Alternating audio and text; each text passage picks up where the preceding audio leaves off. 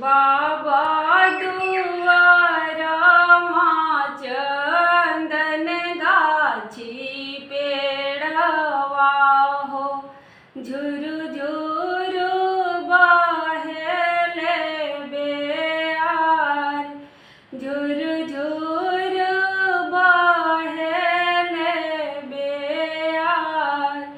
तेहि तारे मोरे बाबा पलंग बिछावेला, निंदिया सोवेला अनचित।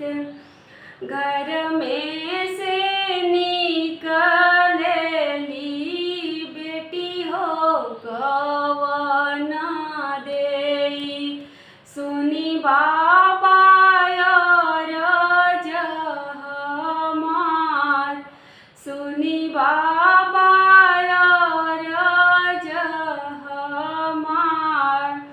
जेकरे ही घरे बाबा कन्या कुंवारियो, से हो कैसे सुतयनचित,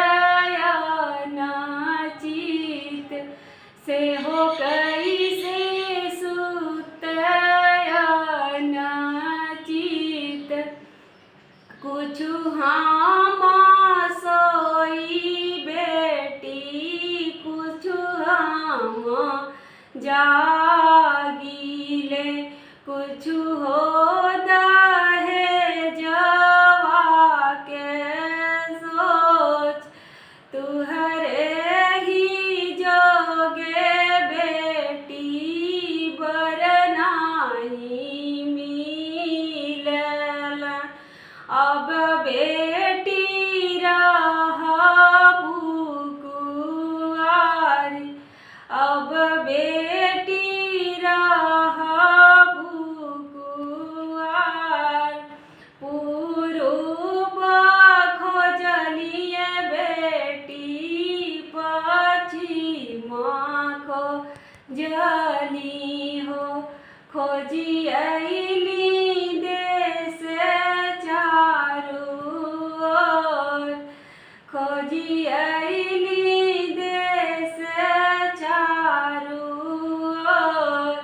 तुहरे ही जोगे बेटी बर नाही मिलेला, अब बेटी रहबू कुंवार। जाई ना मोरे बाबा नगर अयोध्या हो, राजा दशरथ जी के द्वार, राजा दशरथ जी के द्वार।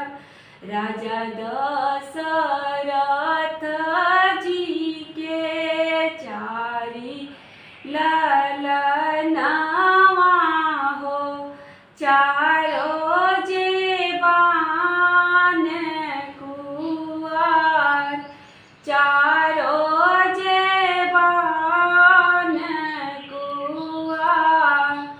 चारों ही भैया में से जवन भैया सावर,